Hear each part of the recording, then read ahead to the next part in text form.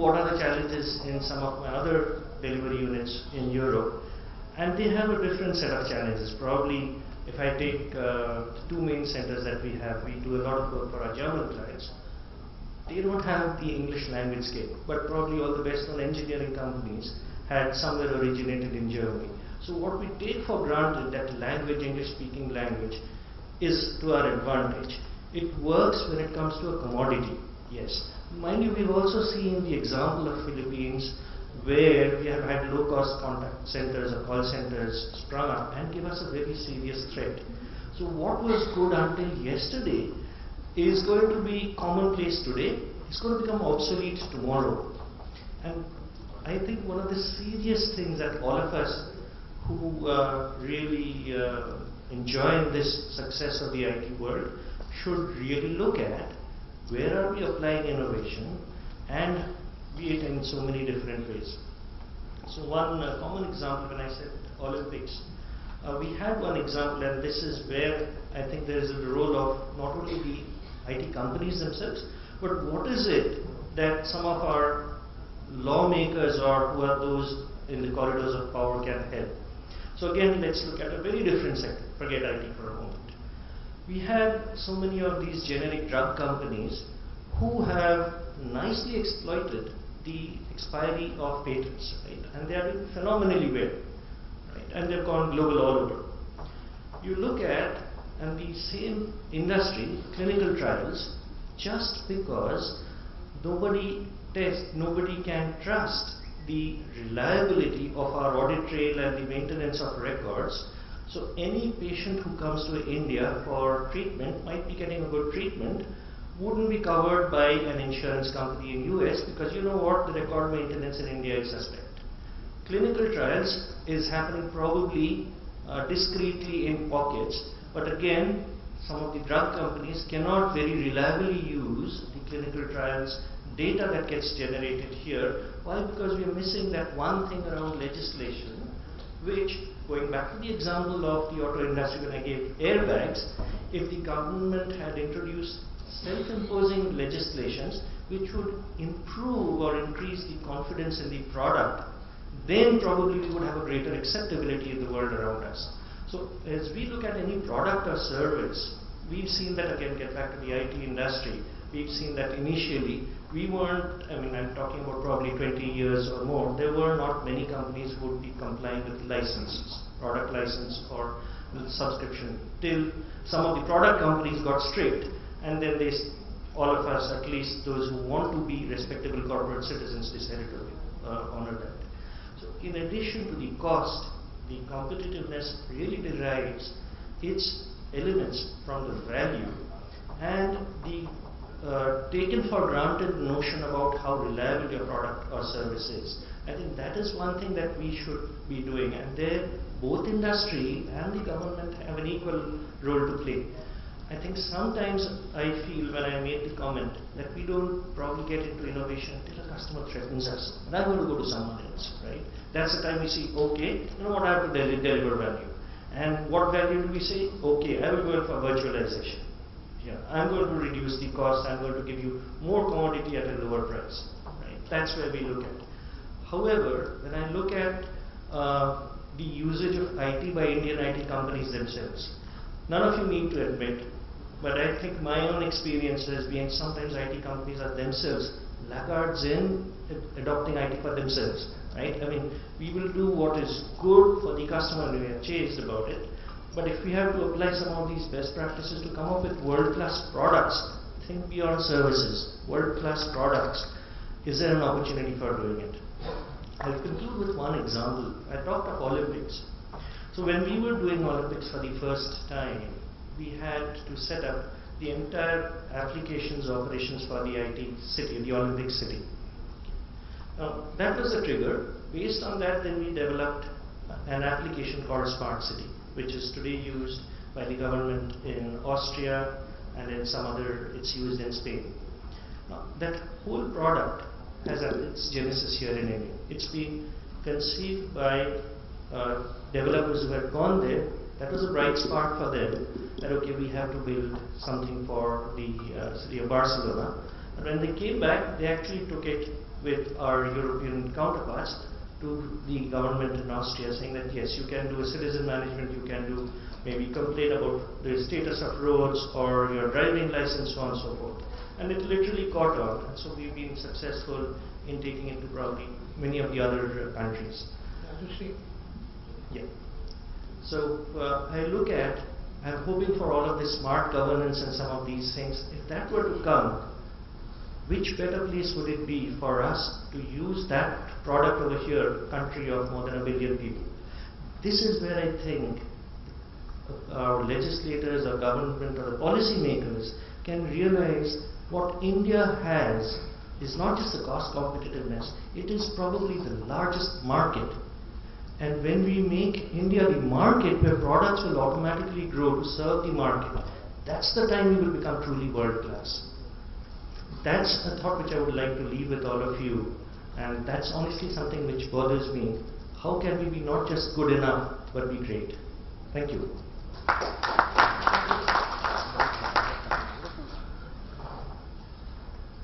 And I request Vivek Chakravarti.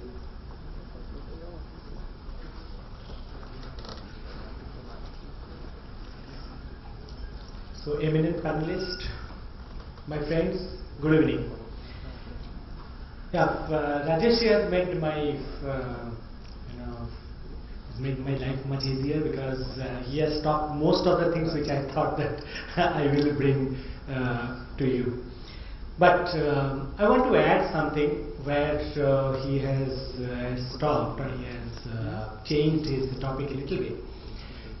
See, when we are talking about the competitiveness in the IT sector, positively the first one comes that the cost competitiveness, and we think that we are cheaper, and so the project or the work comes to us from the, particularly from the European and Western market or American market.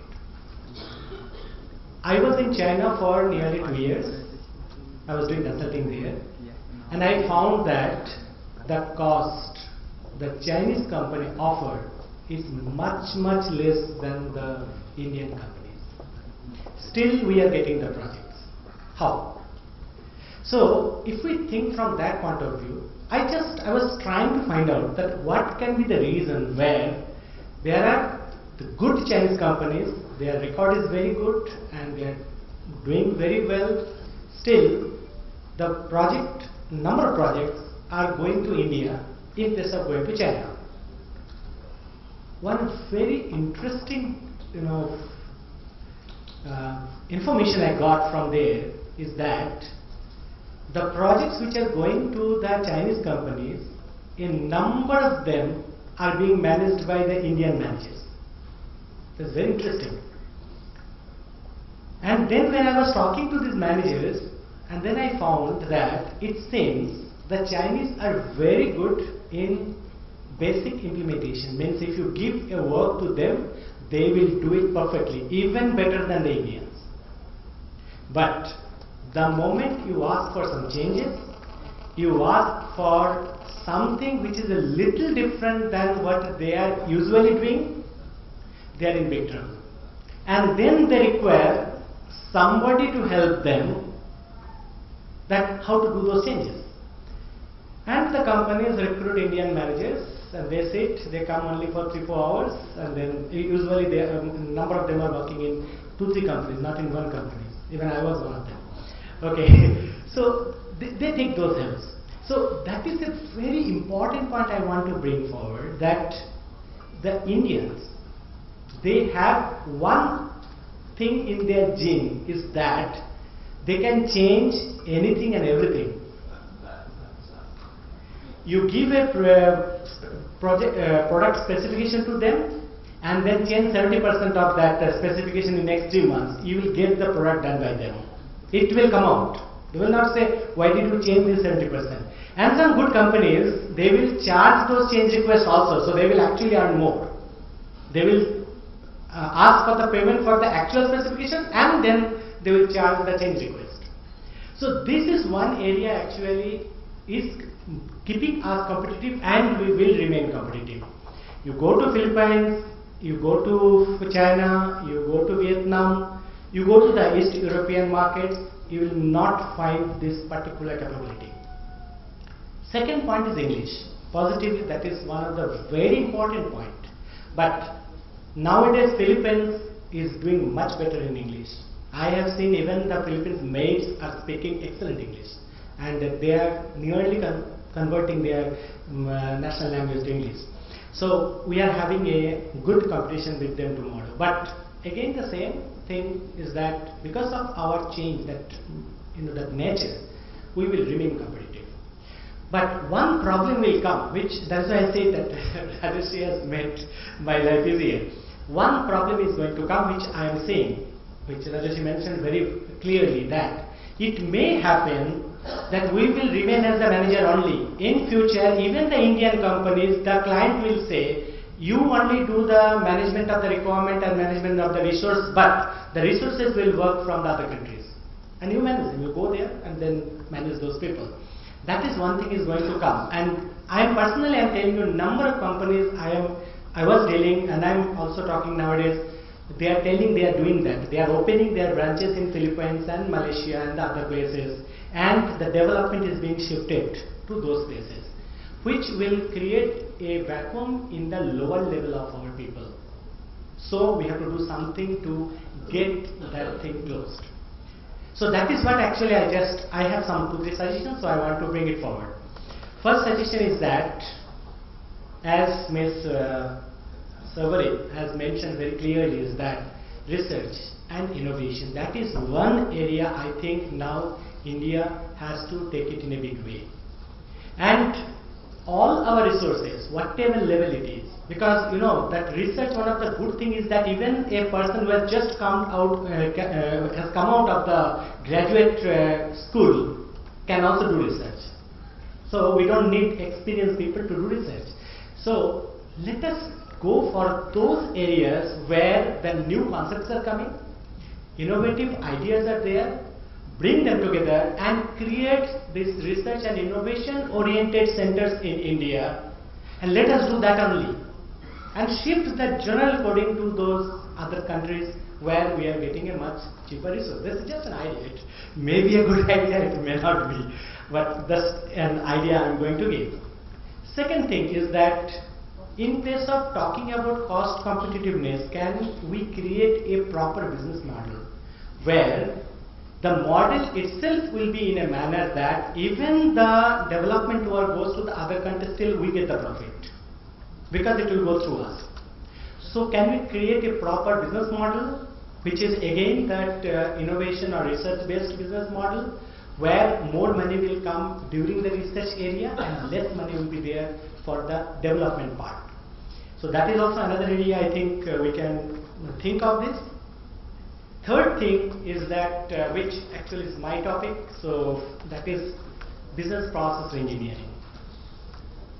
Now this business process engineering is not only required for any of these services, it is also required for any organization for a project to manage it. And as I said that Indians are good managers and they can manage any project very well, if we can create a tool-based, I particularly mention tool-based because when we are doing multiple projects and a lot of things are happening and we have to manage also various people, we really need some proper tools. So tool-based management where that process flow can automatically be changed whenever there is a change request comes to us. So a tool-based, a process reengineering framework, if we can develop it, I am telling you that it will be much easier for us to actually manage this project and remain competitive in the world market even in future with all the adversity which is coming forward. Last point, I'll just tell 2-3 of my experiences. So in one of the Indian delegation, I am actually presenting government, so some of you know that I was in one of the delegation to UK, and I was thinking that UK is doing a lot of advanced country, a lot of things they are doing, and we were talking about the citizen-centric services. And when I completed my presentation, I was surprised that the IT minister, they call CIO there, he himself came forward and asked me some questions. And one of the questions was that, how do you manage resources and vendors? Because that is the biggest problem we are having. Once we do a project, a citizen-centric project, and we give the project to some people, if they leave, that's all. We don't know how to manage them. And they start charging every year more and more money from us. How do you manage? And then I say that that is one of the job we are doing for last 20 years, and we are the expert on that. And I gave some of the ideas, and I was surprised that the next, that is the 2 days after, in the, that time Tony Blair was the PM, in one of the presentation in TV, he actually mentioned those 2-3 points, mentioning that India is doing like this. And he mentioned that India is doing like this, and I think we should start copying or start taking it from them. So there are ideas, there are lot of innovative ideas with us. Let us start using them, let us start spreading them to the other places, and with a proper combination of research, innovation, and our mindset, which I say that which is in our gene. If we can use it, positively we will remain competitive, and maybe we will become even more competitive in future. That's all.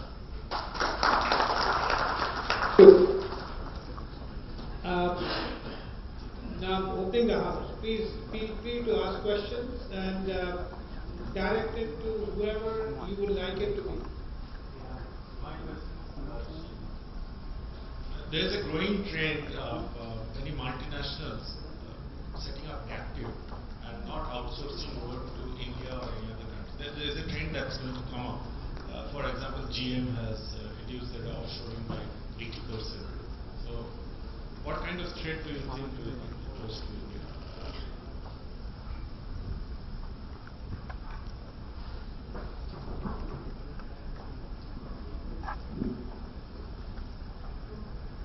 So, if I got your question right, you're saying that there's going to be a reverse trend, that many of the multinationals would actually want to take work back into their.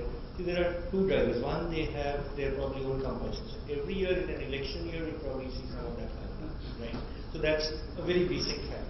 But at the same time, we can't seek solace that, oh, it's not my fault, it is because he has a political compulsion, he's doing it.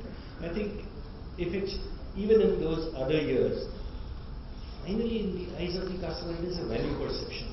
Because if it is just going to be a price war, I think what all of our panelists have observed, and many of you have observed, what might be good today, where we might be doing great, even by what we call, I'd like the term jugaad more than change, because it implies so many things. We might be great at it, but somebody's going to catch up, right? So I don't think we can take a position for granted over there. There has to be some basic value that we would be delivering over and above what is expected. And when they see that coming spontaneously, I think there has to be a stickiness. How do I ensure the stickiness? If I'm doing just what he's asking me to do, tomorrow somebody is going to split away. Let's ask how many companies have split away from TCS and how many other companies have been born. Somebody is going to take your work away because he's mastered your trade.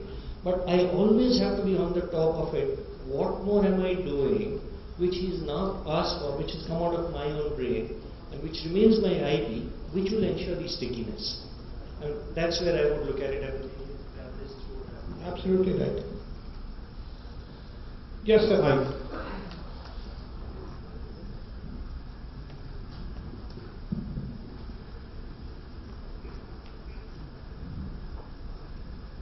So Dr. Ambarish Dasgupta in his opening address spoke about this point, and Mr. Chatterjee also dwelt on this.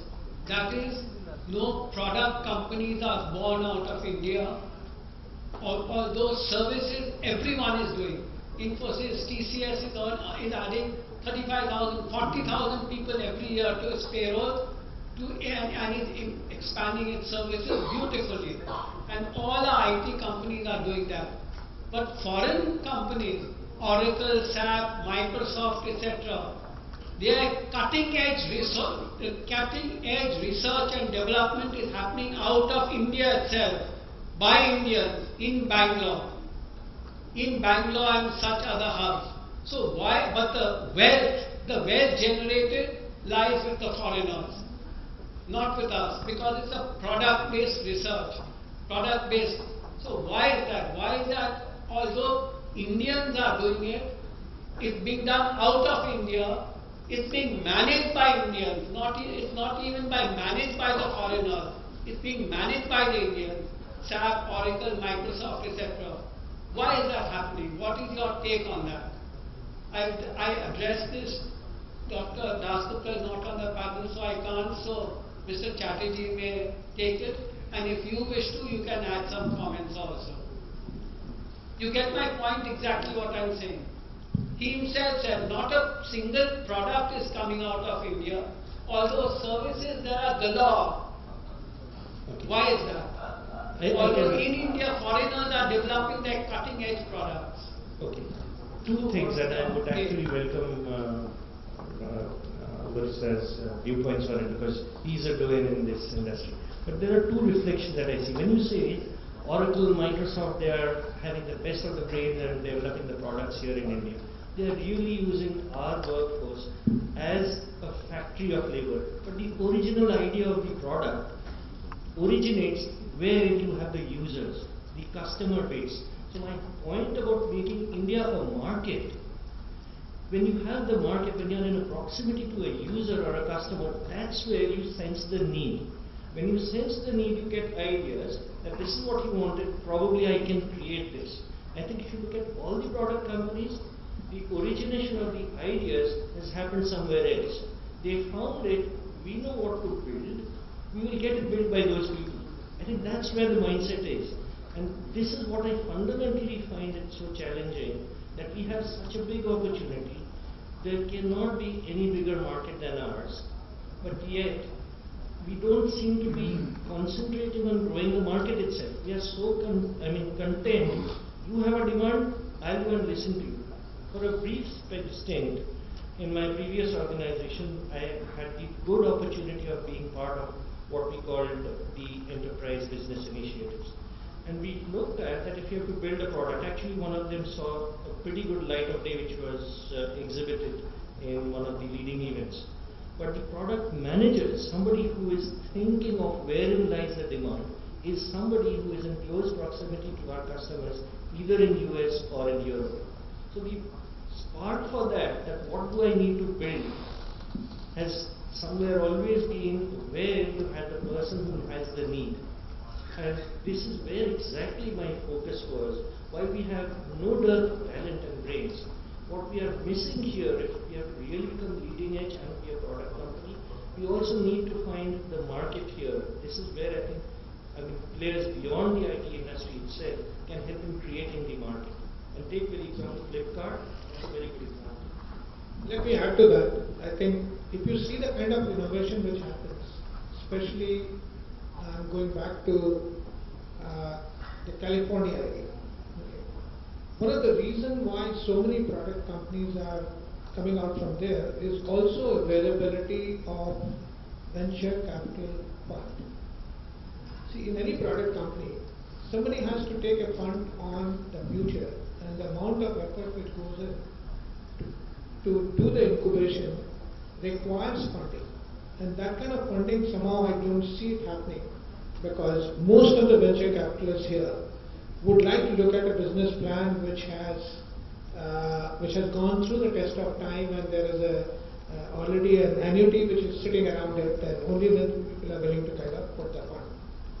So that's one of the differentiation factors, which I see probably is the reason because of which product companies are not coming out of India. Otherwise, if you see innovations, example which Rajeshri talked about, Flipkart.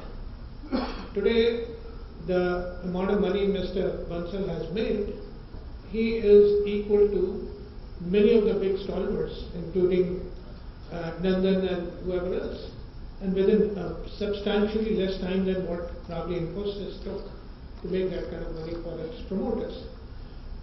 He's not the only one. There are many other such examples which are sitting around. But then again, the point is, you have to build it up to a point before the venture capitalists come in to give you the money to do this. Would you like to add? Can I'd just like to probably counter some of the things that have been said. I think we are taking a stand where we are saying that, we are not a product, we haven't got any products. But let's be realistic. There can be n number of answers as to why we don't have products. Why is it that we cannot take, some solace in the fact that we've grown this industry, we call it an Indian IT services industry. That's a fact. Will it get into products? But to just say that because we're not into products, it doesn't mean much. I think I have a very different idea of the way we have succeeded, and it's being too critical of what we've achieved. That's my honest opinion. I also want to add one point here. That is, again, I'm just a little bit differing with the panelist comment. I was associated with two companies which are totally product-based company. One company, name is Frontier Information Technologies Limited. I don't know how many of you have heard the name. In 1997 to 1999, they have developed 3 products. One is for the labor information system called Libris, one for the health information system called Healthcare, and one for the Polytechnic. This Muster Health, which is the health information system, they have sold nearly 35 pieces to various places in India and in the Middle East. But the problem came the moment it became a very popular product. The moment it became a popular product, number of installations are happening in various places. They don't have people to manage so many installations in various places. Problem will come, and you have to solve them. And they started getting the bad feedback from the customer. The product is very good, but again, as I say, changes is, it will be there. And then they wanted that funding to get those many people. So what they did is they recruited around 30 engineers directly from IITs, because they have a lot of money at that point of time, from IITs to show them that we have a good people and all those things. And they took 1 year, approximately 6 months to 1 year, to train them, because if you have an IIT graduate doesn't mean that they are good. They have to understand the product. But by that time, these people became good. In 1 day, 55 people resigned. I was associated with that company. I have seen that in front of me. 55 people resigned in 1 night, overnight. They resigned. They have even given that extra money required if you resign and don't give that notice period. And they joined somewhere else. Because with that, all the knowledge they went. And the company positively failed. Immediately failed actually. Means it was I think 280 rupees. It was trading in both NSE and BSE. And then I think in 7 days it went into 2 rupees, and then finally it stopped running. Now, the problem is that in India we still don't have a proper facility of keeping the people in an organization.